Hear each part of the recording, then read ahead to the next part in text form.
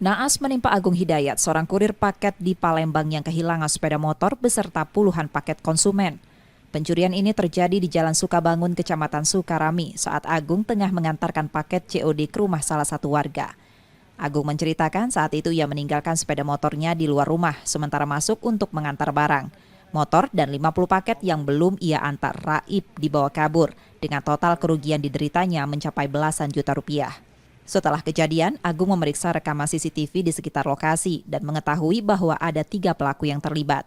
Agung menyesal meninggalkan motor dalam kondisi kunci masih terpasang. Hal itu yang mempermudah pelaku membawa kabur motor beserta paket milik konsumen yang belum diantarnya.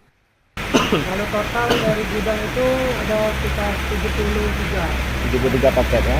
Yang sisa yang hilang itu ada sekitar 50-an.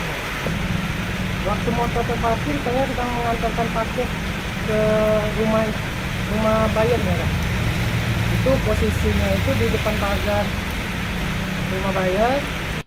Dengan bukti rekaman CCTV, Agung pun melaporkan pencurian tersebut ke Polsek Sukarami Palembang dan berharap pihak kepolisian segera menindaklanjuti kasus ini. Sementara itu, Agung terpaksa harus mengganti paket yang hilang. Reski Oktora, Muklas Diferensial, Kompas TV, Palembang, Sumatera Selatan.